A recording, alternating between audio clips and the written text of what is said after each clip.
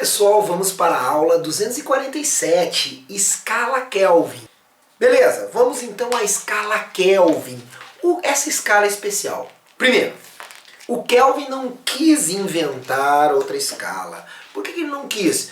Já tinha a Fahrenheit, já tinha a escala Celsius, sendo que eu só falei de duas, existem outras. Tá? Tem uma escala de um francês chamado Rémy, acho que é assim em francês, Rémy, tá? Tem a escala Rankine, que não ficaram famosas, já tinha duas, para que uma terceira, uma quarta, uma quinta para dar confusão. Até se manteve, porque como as duas foram construídas, a Celsius e a Fahrenheit, na mesma época, em respeito, né, se manteve, dependia das relações comerciais entre os países, alguns países mantiveram a Fahrenheit, os de origem inglesa, mas a maioria adotou a escala graus Celsius, então, no seu país, aí para ver se está quente, se está frio nos termômetros. A Kelvin não teve a escala Kelvin. O William Thomson nasceu em 1824, morreu em 1907. Tá? Foi um físico e matemático britânico. Tá? Nasceu na Irlanda. Ele ganhou inclusive um título de Lord Kelvin, e por isso a escala Kelvin. Ele não quis inventar uma nova escala. Não quis. Então o que ele queria? Ele queria outra coisa. Se zero, olha só, teoricamente, temperatura é o grau de agitação molecular. Será que 0 Celsius é zero de agitação? Será que 0 Fahrenheit é zero de agitação? Ele quis ir atrás de uma temperatura que zero de temperatura realmente fosse zero de agitação molecular. Ele, para tanto, fez um experimento. Olha aqui a inteligência desse sujeito. Olha a inteligência. Então, como ele quis, já vou mostrar o experimento, como ele quis descobrir qual era a temperatura verdadeira, a temperatura absoluta, por isso que a escala Kelvin é a escala absoluta, pois ela realmente diria que zero de temperatura era zero de agitação. Ele fez o seguinte experimento, olha aqui, aliás, essa aqui, não confundam, a escala Kelvin é a escala do Sistema Internacional de Unidades. Não é a grau Celsius, professor. Não acredito.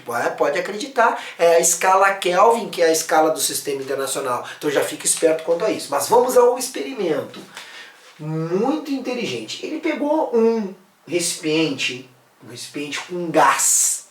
Ele usou um termômetro a gás. Um termômetro a gás mede a pressão.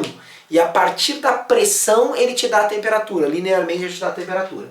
Então ele tinha aqui dentro, ele tinha um medidor de o quê? Temperatura.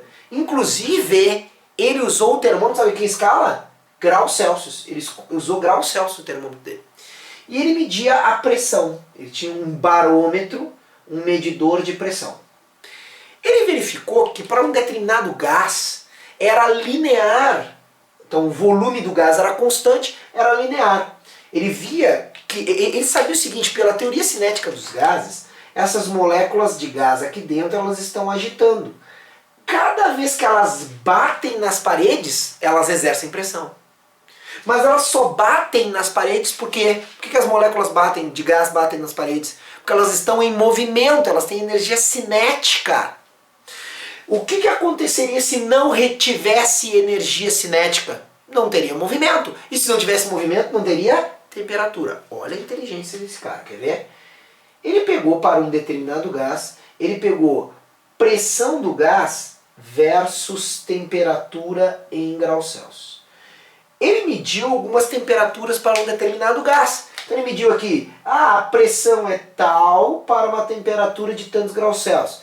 Aí a pressão é tal, aumentou a temperatura, aumentava a agitação, aumentava a pressão.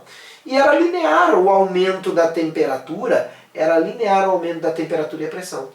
Aí, olha só, ele não mediu, ele só botou um gráfico com uma escala bem bonitinha, mas ele não mediu o 0 Kelvin. Ele viu o seguinte, é linear aqui, tá vendo? É uma reta. Bom, se é linear aqui, então deverá continuar sendo linear mesmo para os pontos que ele não estava medindo.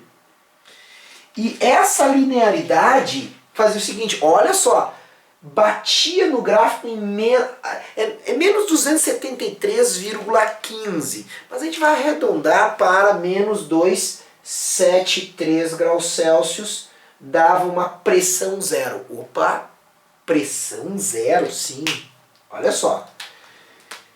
A pressão do gás dava zero. Ele mediu? Não, ele esticou o gráfico até bater no eixo das abscissas. A pressão deu zero numa temperatura que eu vou chamar de θ Celsius, de uma temperatura θ Celsius em menos 273 graus Celsius. Bom, se a pressão deu zero, as moléculas não estão batendo mais, mas se elas não estão batendo mais é porque elas não têm elas não têm mais temperatura. Porque se elas tivessem, elas bateriam e daria pressão.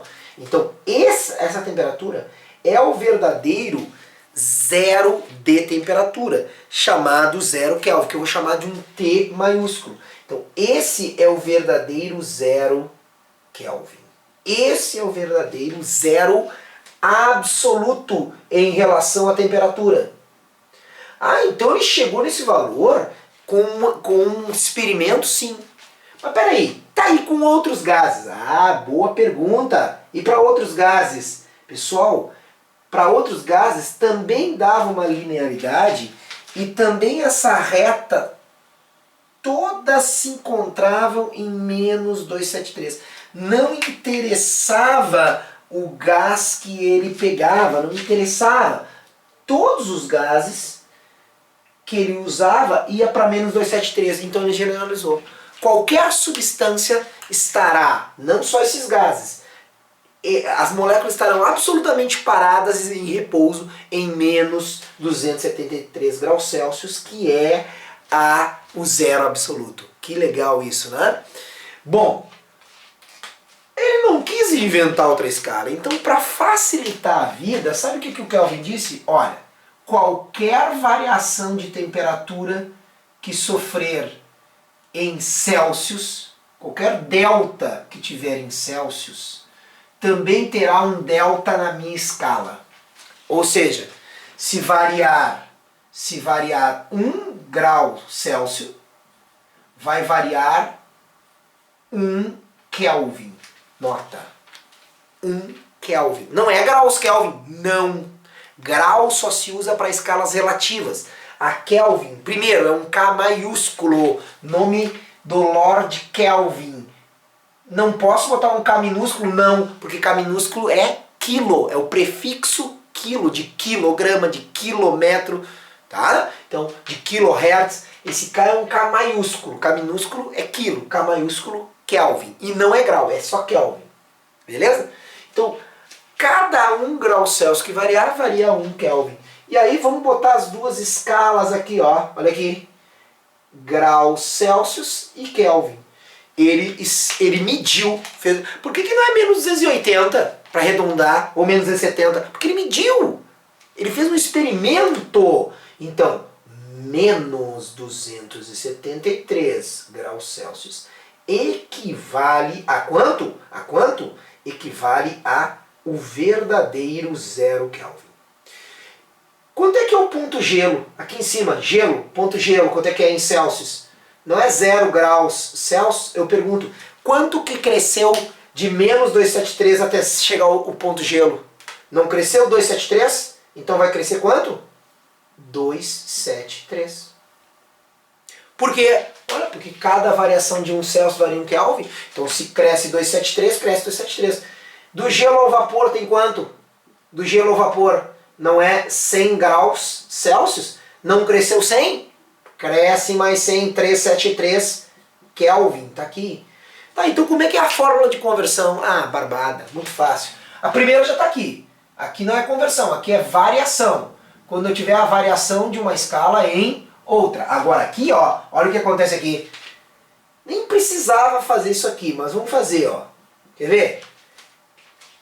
Temperatura absoluta menos 273 dividido por 373 menos 273, certo? Ó, essa menos essa dividido por essa menos essa é igual. Se eu fiz T menos 273, eu tenho que fazer Celsius menos 0, dividido.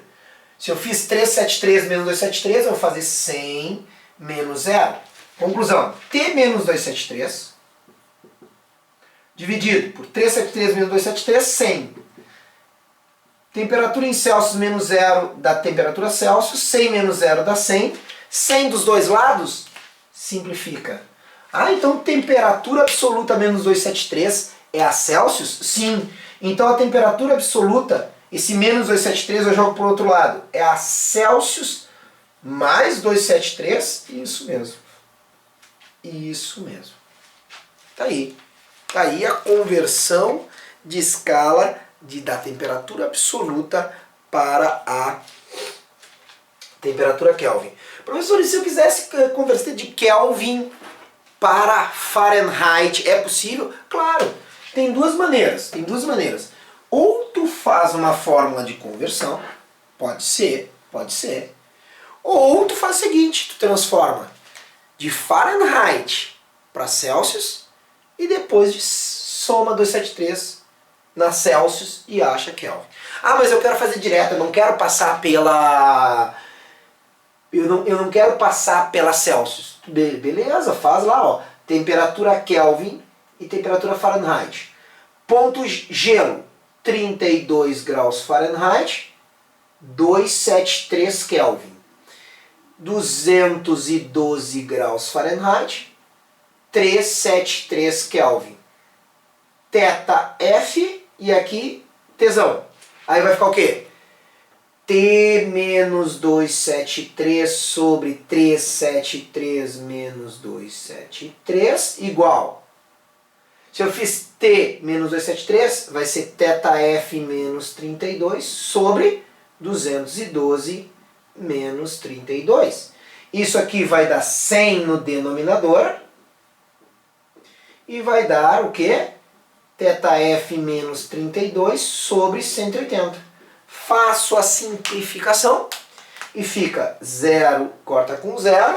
Dá para dividir por 2 os dois lados. E ainda eu chego então a uma, olha aqui, T menos 273 sobre, divide por 2, 5 é igual teta F menos 32 sobre 9. Mas peraí, teta F menos 32 sobre 9 não era a temperatura em Celsius sobre 5?